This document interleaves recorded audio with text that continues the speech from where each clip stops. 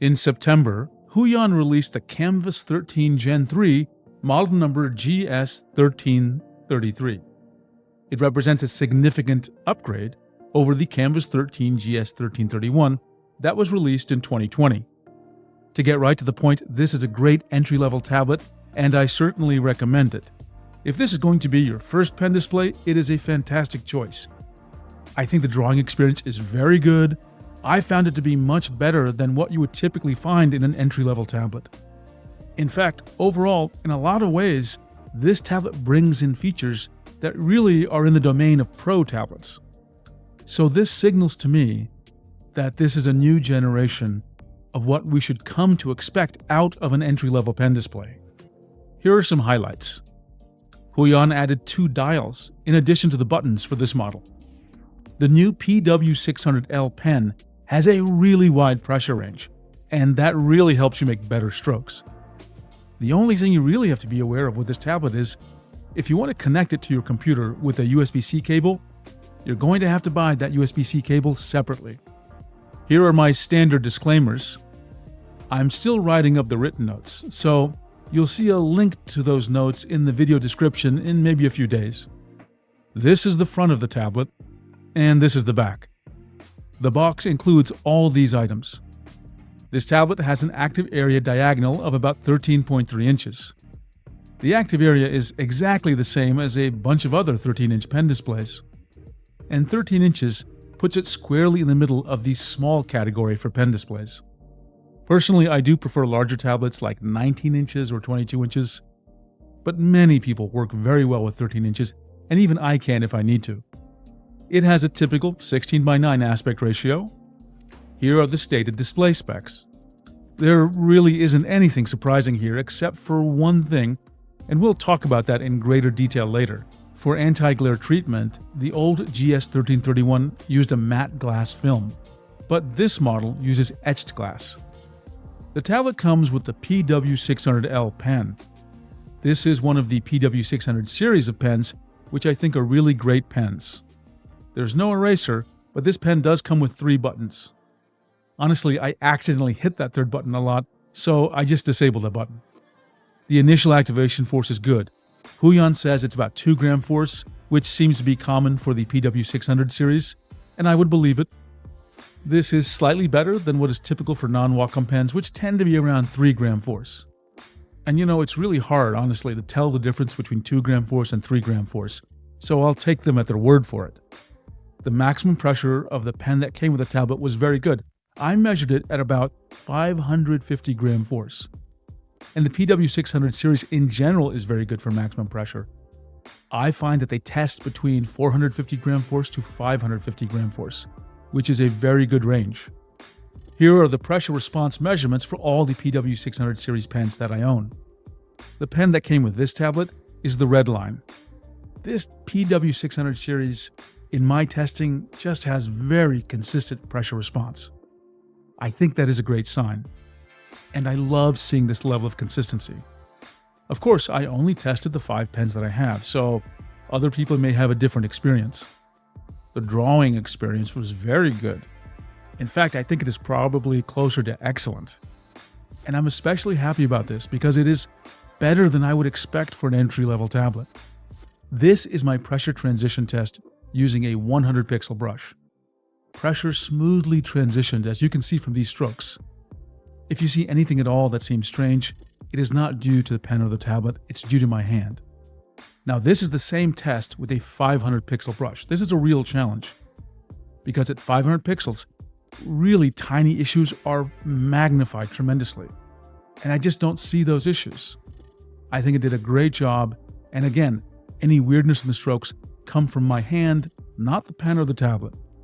When drawing at low pressure, I try to see if I can identify any weird artifacts like pulsing or pressure wobble. I didn't see any of that. I found it very stable at low pressure. I found it very similar to using a Wacom Pro Pen 2 with the Cintiq Pro 22 or the PW600 pens with the Huion Kamvas Pro 19. Pressure scan rate testing was excellent. I didn't miss any of the 50 quickly drawn strokes. Diagonal wobble was very good. There wasn't much of it at all. I found it very similar to the Cintiq Pro 22, the Kamvas Pro 19, and the Wacom Move Ink 13. Here are the lines I drew for this testing at 3 different speeds, and again, the results were very good. Tilt compensation was very good. At 45 degrees, the pointer stays close to the nib. There are some tablets which are professional tablets that do have slightly better tilt compensation. I would consider those tablets excellent. For example, the Wacom Move Ink 13. And here you can see the difference between the Kamvas 13 Gen 3 and the Wacom Move Ink 13. Keep in mind, don't pay attention to the vertical displacement of the pointer relative to the nib. That's a completely separate topic. What you want to do is look at the middle result, when the pen is vertical, and then see how the pointer gets displaced when you're tilting to the left or right. The Wacom Move Ink 13 is excellent. I think the Kamvas 13 Gen 3 is very good, and I think the displacement that you're seeing here might be more related to calibration rather than an issue of tilt compensation. In any case, it's very good. Pointer lag is moderate, and this is just typical for a pen display. It's about the same as I notice even in professional tablets. Only the Apple iPad with the Apple Pencil seems to have better pointer lag. When we hold the pen vertical and keep it still, we want to make sure that the pointer is always underneath the tip. And just to be clear, we're discounting the effect of any tilt compensation. This tablet does a very good job here. I saw just a little more displacement when I went to the lower left corner, but it was tiny still. And it was better than many other tablets. And I felt overall the accuracy matches what Huion says in their specs. Overall, this tablet was accurate out of the box, at least it worked well enough for me, so I didn't think I needed to do any additional calibration. The parallax was good, about the same as the Cintiq Pro or Kamvas Pro 19. During my testing of this tablet was the first time I actually evaluated the Wacom Move Ink 13, and actually I discovered that the Move Ink 13 has excellent parallax. It's the first pen display I've ever seen that matches the parallax that I see with the Apple iPad and the Apple Pencil. There is a surface texture on the tablet thanks to the etched glass. It's a decent amount of texture, so the pen will not feel slippery, but it's not as much texture as with the Cintiq Pro 22, and it's a bit less than the Kamvas Pro 19. It feels similar to the Wacom Move Ink 13. This tablet includes 2 dials. On each dial, there's a button in the middle, and if you press it, it gives you this menu that shows you what the dial will do. By default, the dial lets you do 3 things: zooming in or out, adjusting brush size, and scrolling up and down. But this is all customizable. For example, you can have the dial configured to send different keystrokes if it's rotating clockwise or counterclockwise. Or you can have it send different mouse clicks. There are 2 USB-C ports on the right side of the tablet. The one on top is recessed into the tablet, and the one on the bottom is flush with the surface of the tablet.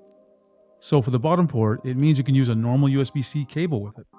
You don't have to use a proprietary cable from Huion. When I use tablets and connect them to a computer, I like to use USB-C cables. And there are 2 ways you can use the tablet with USB-C cables. There's a single cable setup shown on the left, and then there's a 2 cable setup shown on the right. The 2 cable setup is when you need additional power. The key thing to remember here is that these 2 cables are not included in the box. So if you want to use a USB-C connection, you're going to have to buy a separate cable if you want this to work. The kind of cable you will need will cost you about $20 to $30. This is the standard cable that I use for pen displays. It's a Cable Matters Thunderbolt 3 cable that's about 6 feet long. I tested the single cable option with my M3 MacBook Pro and my Surface Pro 8, both of which have Thunderbolt 4 ports, and it worked fine. As always, here is my public service announcement if you want to use a single USB-C connection to your computer. You are going to have to make sure that your computer's USB-C port supports DisplayPort Alt Mode, data, and enough power. If your USB-C port is a Thunderbolt 3, or a Thunderbolt 4, or a USB 4 port, you're good. That port will work. If you don't know the kind of USB-C port you have, check with your manufacturer or read the documentation before you buy this tablet.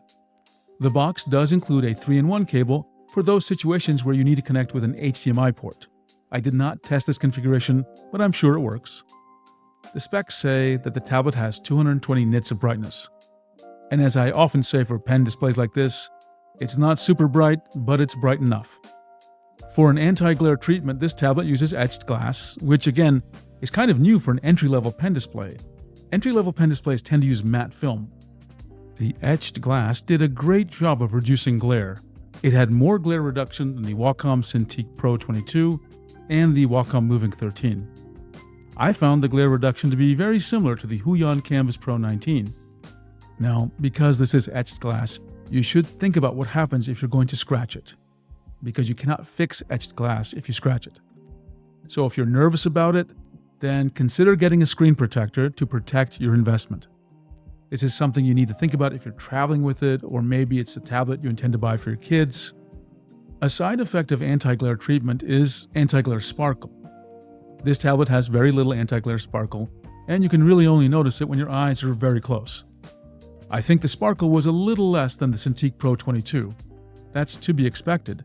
The Cintiq Pro just has many more pixels per square inch, which makes it more prone to anti-glare sparkle. Compared to the Wacom Moving 13, this tablet has just slightly more sparkle. The pixels were clear and well delineated. Sometimes photos don't capture this correctly, but I think the pixels seemed about as sharp as the Wacom Moving 13. This tablet does not have any legs, and it does not have any VESA mounting holes. It also does not come with a stand. For this tablet, Huion recommends the ST300 stand, which is designed for pen displays that are smaller than 16 inches. That ST300 stand does not come with the tablet, so you're going to have to purchase that separately if that's the one you want to use. In my testing, I just use the stand that I have available. I've been using it a lot lately. This is the SenseLabs Mobile Easel. That stand is designed for 16-inch pen displays, so it really isn't ideal for something this small, but it worked well enough for my testing. This tablet does not support touch. This is normal and expected. Touch is a very uncommon thing for pen displays in general. The tablet was completely silent and it has no fans. I would say this tablet kept cool. The left half is cool to the touch, the right half is slightly warm, and maybe there's a little extra warmth closer to the USB-C ports on the right. Okay, the big topic lots of people wanted me to address is compare the Kamvas 13 Gen 3 GS1333 with the older Kamvas 13 GS1331. It's awkward to say their full names, so I'm just going to use their model numbers. First, to summarize, the GS1333 is a big upgrade from the GS1331. You can get the GS1333 for about $260. I think it is incredibly worth it. The GS1331 is normally $240, but now I see it discounted to about $180. I know it's going to be very tempting for you to get the GS1331. And honestly, it's still fine for a beginner. But I think that the experience that you will get out of the GS1333 is better, notably better. Here are the key ways in which the GS1333 has an advantage over the GS1331. Number 1, the GS1333 has much better pressure handling. This is due to the new PW600L pen, which has a very wide pressure range. Number 2, the GS1333 has 2 dials. This makes the tablet more convenient to use because you don't have to rely on your keyboard as much. Number 3, the GS1333 has a USB-C port that is flush with the tablet surface, and this means you can use any USB-C cable that meets the requirements. You do not have to rely on proprietary cables from Huion. Number 4, the GS1333 has much less anti-glare sparkle. Number 5, the GS1333 uses etched glass instead of matte film for its anti-glare treatment. That is something we typically see only in professional pen displays. And now let's focus on the pens that these tablets use. The GS1333 comes with the PW600L pen, and the GS1331 comes with the PW517 pen. My measurements for the PW600 series are represented by the blue lines. The older GS1331 comes with the PW517 pen, and my measurements for those pens are the red lines. And you know your results may vary, but what I see is that the PW517 pen, that series just has a lot of variability in its pressure response. Some of the maximum pressures that I found are just, in the okay-ish range. Definitely, I have encountered some people who find much better max pressure than I have found. But take a look at the PW600 series in blue. Look how consistent it is. Data tells me you are more likely to have a better drawing experience with this tablet than the older GS1331. Of course, this is the data I have, I don't test hundreds of pens, so your experience may vary. If you are measuring your pen's maximum pressure, please let me know. I'd love to know what your data is. Please leave a comment if you have any questions or feedback. My review notes should be online in a couple of days, and the link will be in the video description. Thanks for your time, and I hope you enjoyed this video.